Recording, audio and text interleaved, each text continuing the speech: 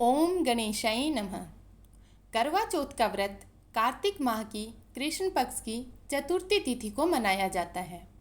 करवा चौथ को सबसे बड़ी चौथ माना गया है। इस दिन स्त्रियां निर्जल व्रत करती हैं और करवा चौथ की कहानी सुनती हैं। करवा चौथ की कथा सुनने से चौथ माता प्रसन्न होकर व्रत का पूर्ण फल प्रदान करती है। इस दिन करवा चौथ की कथा के साथ विनायक जी की कथा भी सुनी जाती है। तो आइए सुनते हैं करवा चौथ व्रत कथा। एक साहूकार के 7 बेटे और एक बेटी थी। सातों भाई अपनी बहन के साथ खाना खाते थे। कार्तिक माह में करवा चौथ आई। भाई अपनी बहन से बोले, आ बहन खाना खा लेते हैं। बहन बोली, आज तो मेरा करवा चौथ का व्रत है, इसलिए चांद देखकर ही खाना खाऊंगी। भाइयों ने सोचा, आज तो हमारी बहन भूखी रह जाएगी, इसलिए एक भाई दिया लाया। एक भाई छलनी लेकर टीले पर चढ़ गया और दिया जलाकर छलनी से चांद दिखा दिया। भाई बोले, बहन चांद उग गया, अर्घ दे ले। बहन बोली, आओ भाभियों, चांद देखकर अर्घ दे लो। भाभियाँ बोली कि ननंद जी, अभी तो आपका ही चांद उगा है, हमारा तो रात को उगेगा। बहन अर्घ देकर भाइयों के साथ जीमने बैठी। पहले ग्रास में बाल आया, दूसरे में छींक आई और तीसरा ग्रास तोड़ते ही ससुराल से बुलावा आ गया। वो कपड़े निकालने लगी तो सारे ही कपड़े सफ़ेद निकले।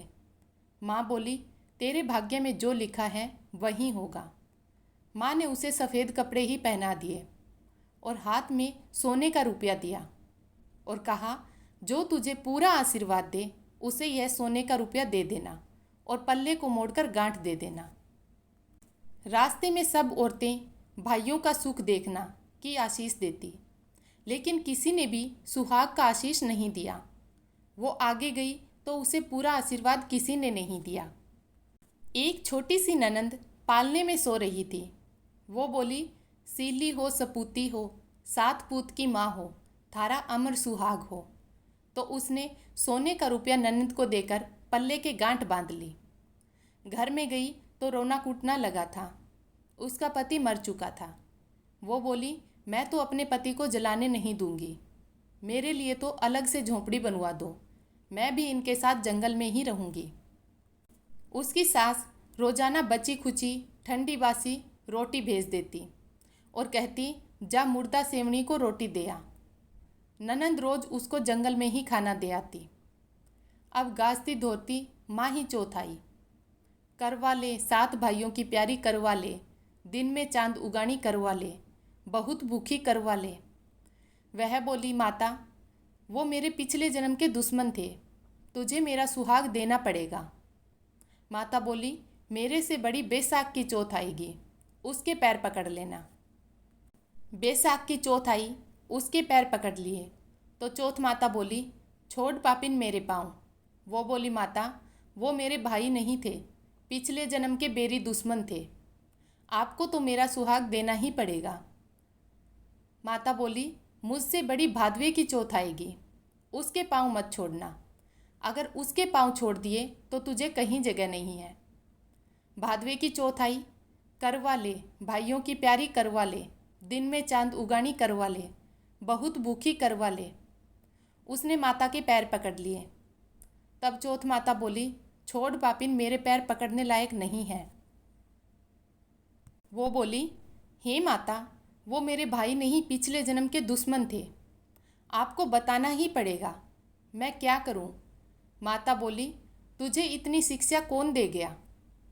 माता, मुझे किसी ने कुछ नहीं बताया, आप ही बताओ कि मैं क्या करूं? तब माता बोली, मेरे से बड़ी करवा चौथ आएगी, उसके पाँव मत छोड़ना, वो जो मांगे वो बस सामान लाकर दे देना, बेस और सारे सुहाग का सामान मंगा लेना।